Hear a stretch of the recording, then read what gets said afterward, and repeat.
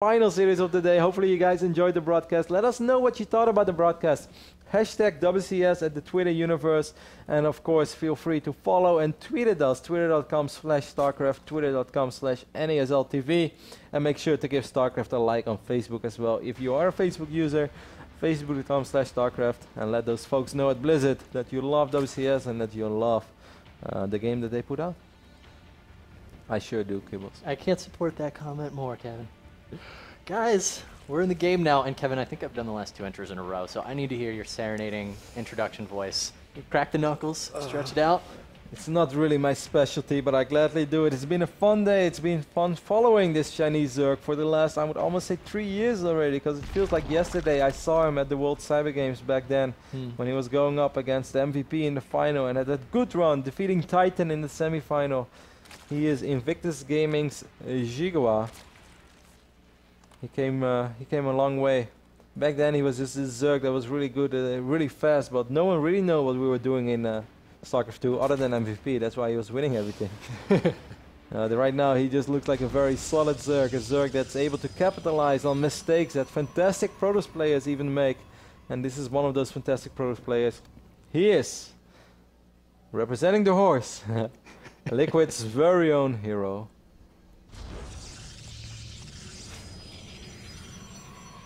All right, man. We know that Hero is a phenomenal player. No doubt in our minds. But you mentioned nerves earlier, and I think that is a large part of the question, of the equation that's moving into this game. Xigua, he's a strong player. But if Hero lets his nerves get to him, Xigua's not going to just be a strong player. He's going to be a player in the round of 16. This Overlord is so fast. Didn't you know? If you look really close at the ground while you're driving in a car, it looks like the car's really fast. I guess. That's why SUVs feel so slow, man. A gateway opening over here for Hero on the largest map in the map pool. Now, Xigua, you have shown us time and time again that you don't really like to open up with Zergling speed. If there is one map where I would really love to see you open up with Zergling speed, and everyone knows I'm a big fan of Hero as well, so I'm not like biased for Xigua or something, but I'm biased for all the Zerg players out there that on this map it is impossible to scout everything what is going on. If you don't make Zergling speed, how will you be sure that there is no pylon around the corner? How can you be sure that there is no crouching probe hidden pylon going up somewhere around the bush? You scout around with your miniature tigers. That's a stretch. Okay, you scout around with your Zerglings. He's making 4 of them, and that's going to give him the ample ability to scout around the map. But I don't see gases yet, Kevin. So I think the earliest we're going to see them at this point is probably 36. But there's no Overlord on there. Yeah, his third's late. There's no Overlord. I'm surprised. Yeah, it's funny how we say his third is late at 4 minutes and 30 seconds, but you are right, because in the previous map the third base was going down at 3 minutes and 55 seconds, and that was actually, I mean, Frost is a big map too, but not as big as Altazim. Yeah, Xigua's nervous, man. Look in the production tab. Those 2 Overlords just started. You want to, if you're going to wait until after 300 minerals, like even a second after, it's always worth it to make that Overlord. And a lot of pros, I stole a build order off Sue the other day, and he actually builds the Overlord before he drops the third. In this situation, Xigua, he's sitting on those minerals and can't use them. So now the Overlord does complete. He'll be able to start drones once again, but a little bit of a choke there on Xigua's part. Of course, not necessarily the end of the world. No. But you are right. Perhaps showing some signs of nerves as well. Stargate going down for Hero. Once again, Stargate, of course, very safe, very solid, keeps you safe against most of it, but is also not that build order that's gonna straight up capitalize or like catapult you ahead. Suddenly, like, hey, I'm in a fantastic position because I opened up Stargate. Unless you somehow make an Oracle that gets 14 drones, but that almost does not happen on this level. It could very well be the exact same build as the last game. Despite this map being very big, the spawning positions that they have, the travel distance is not that much further for the Hydras. And this is also a map which is relatively hard to force field off. You could maybe drop force fields over here, or drop them over here. These side blockers are kind of annoying. That's really true. I think you can get some good surprise force fields with those site blockers that you're talking about, but I want to also point out, Hero just came in with that Mothership Core, picked off 2 drones completely unnecessarily. This is a much quicker layer than anything we have seen before from Xigua. Sorry, I'm just laughing because of that 11.5 minute one we saw before. Yeah, you're right, 6.5 minutes. 6.5, and I almost feel that he's gonna do something funky with it. Maybe he's not. I mean, it's not super quick, of course, but I mean, this is Xigua, who normally just waits so long. I think actually everything is fine. For a split second there, I thought about maybe like a Hydra Nidus or something like that, but I don't think that's gonna happen. Did he scout the target just yet? I don't think he did. No, but he seems to have a read on it, at least with one Sport Crawler, likely over at the third, or the, yeah, this expansion, exactly. So, +1 missile attacks. We can expect a Roach Warren or a jump into Hydra Den. I'm thinking maybe Hydras. You know, we got a really fast speed upgrade here, and Ling Hydra's a great composition that you can transition into Spire behind. You remember that build that we were talking about? Which one? Oh, the one with the +1 and the Phoenixes? Yeah. Oh, yeah, 3 gateways behind it.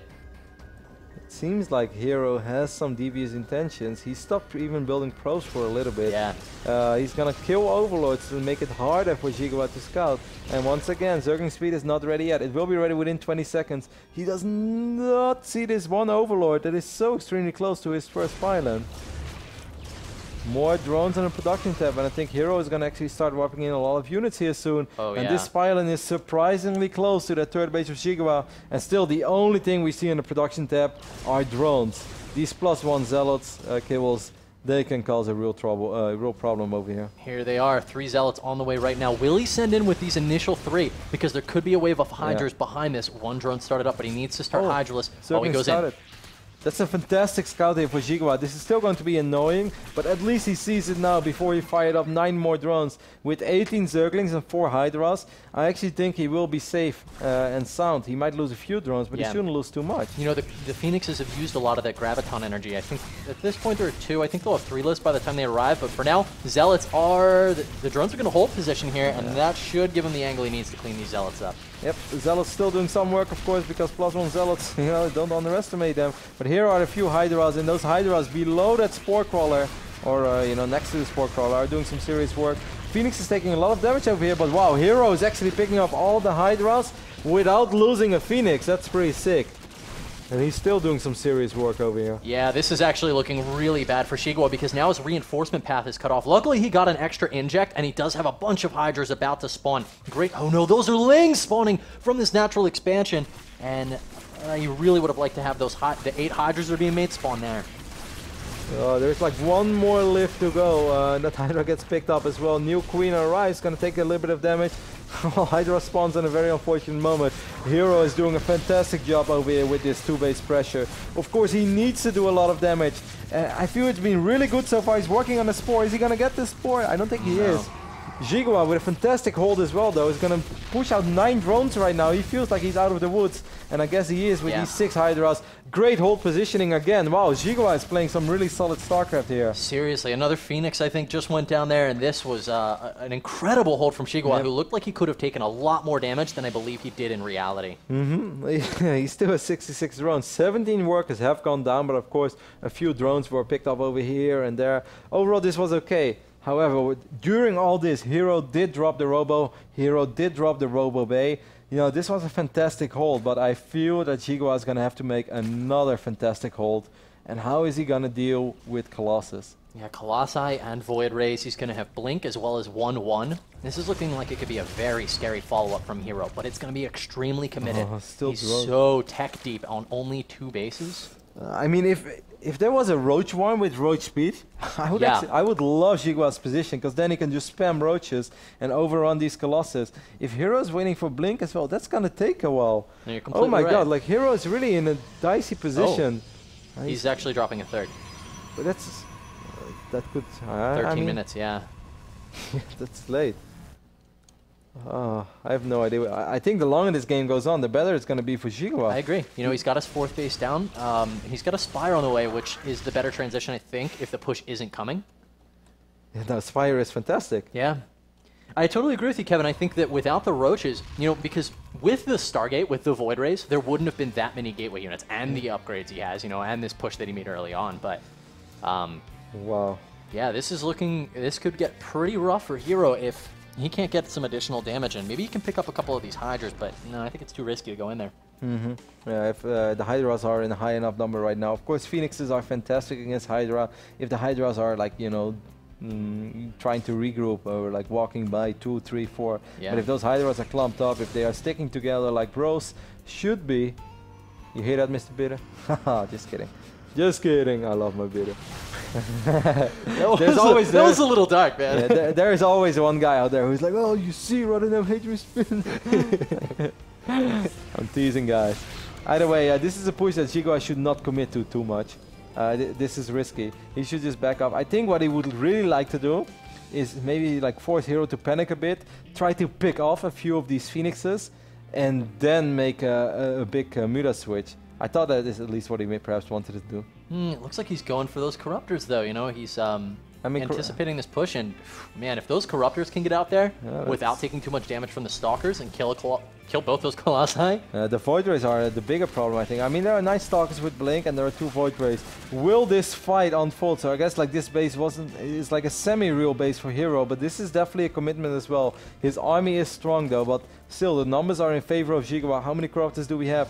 With 13 Corruptors, I feel he should ignore the Void Ray and immediately go for these Colossus. Ooh, careful, already loses 1 Corruptor before the fight starts. Yep, second one extremely low. Hydras are coming in from the flank, but he really wants to get the... Oh, he's going to go for the Mothership Core first, then begins target firing on the Void Rays. The fake Void Ray at first, however, there's still a lot of Hydras. Zerglings are streaming in as well. Oh my god, Liquid Hero is in trouble. The second Void Ray went down. All the Void Rays are going down. The Colossus are going down as well. A new Colossus streamed in, but it's a little too late for the party. The Chinese Zerg, Xigua here, is that perhaps with the biggest upset? I mean, Jadon going out was a ridiculously big upset, but is Hero, the recent IEM Cologne champion, going to be eliminated here as well in the round of 32? Yeah, and we're looking at a 17-minute macro game here, Kevin. I mean, this isn't, you know, a cannon rush that was pretty clever that we're seeing from Haas. You know, this is Hero engaged in a long macro game and a pretty good opening, I think, that set him up decently, but a really late third and not committing to that 2-base attack that actually could have been really frightening that we were talking about. You know, he came in later with the extra Void Rays, but ultimately it gave Xigua that much more time to get to the Spire, to get to the Colossi, and now to get to a massive lead. I can't believe what we're watching here. The upsets just do not stop. It is not over yet. I mean, we are still looking at Liquid Hero, and he is a fantastic Protoss. One Colossus is very exposed as well. That one is going to fall. Oh my god, Hero is in so much trouble. How is he going to be able to hold this? He's down 70 supply.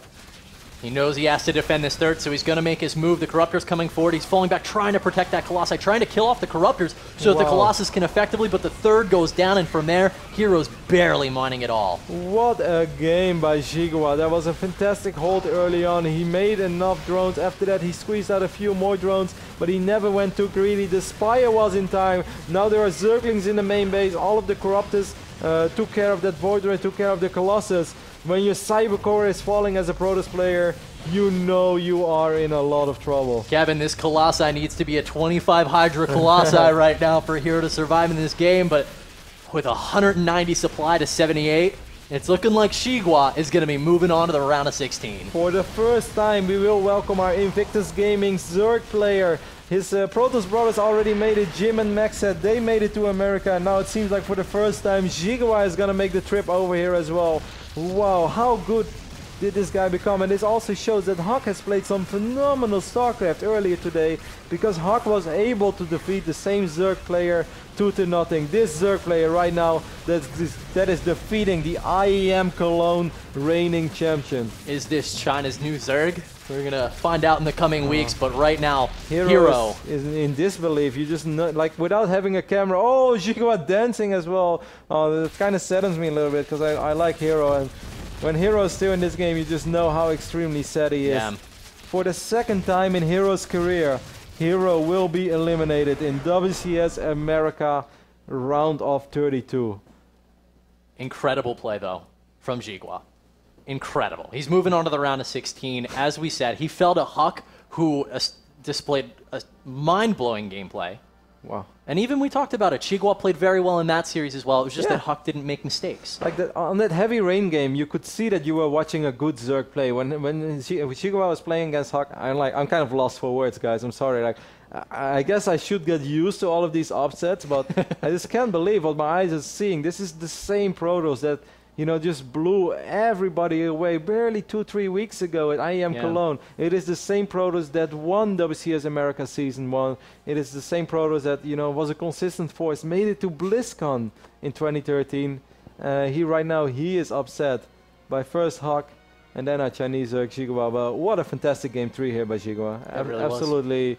You know, great game. And Hero, oh, he must feel devastated. You know, the coolest thing of that match, though, is that it didn't come down to Hero making a large blunder like he did versus Hawk when he sacked that Mothership Core, or like he did in his earlier loss to Xigua when he lost the Mothership Core to the Void Rays. In this situation, I felt that Hero actually played a very strong game. He killed a couple drones with that Mothership Core, and it was just the hold position, for instance. Hero went for a well-thought-out strategy that you expect from the type of player from Hero's caliber. Hero's like, all right, so I'm playing against the Zerg. That's obviously quite greedy. He tries to be safe with units, but he's not investing into gas. So I feel if I make some Phoenixes, I can get a pylon up very close to his base, and then with +1 Zealots, I should be able to do a lot of damage. And it all even played out kind of in that way. Xigua just with a miraculous hold, the type of hold where you normally, Zerg holds, but you know, they lost 25 drones, or they're even in economy now, and the next wave Protoss is going to win. But he never lost that much hold position after hold position. That one Spore Crawler was worth its weight in gold because it provided cover for those Hydras. It really did. I'm still so blown away. Just the offsets do not stop. That was mind-blowing, man. What a first day at the office, eh? Yeah, right? I'll see you tomorrow. Yeah. Well, I guess it's what a day. I guess it's almost time to wrap up. As you guys noticed in the previous 2 weeks, I've already been doing a little bit more of the hosting, and I know I'm not a natural at hosting, but I'm trying to get the hang of it. It used to be Mr. Bitter's job, but I was already aware of where Ben was going. But yeah, that's it for now. I had an amazing day. We're going to recap this day a little bit. We kind of went over it already. Hawk started off very well, winning his first PvP series. Winning the PvZ series against Xigua. Hero was able to defeat Top. Then Hawk was able to, rather surprisingly, but very well-deserved, able to defeat Hero. And then we saw Xigua defeat Top in a pretty cool series, but you could just see that Xigua knew what kind of Protoss he was playing against. And then we went into the last series of the day where you're like, yeah, you know, Xigua, that was well done against Top. You didn't get caught off guard, but Hero is a whole nother level, and Xigua just showed that he is capable of messing with the big boys. All kinds of Protoss, right? All right, guys. Well, yeah, that begins to... what else do we do when we close out a broadcast, Roddy? You know, normally I know... You just manhandled that recap.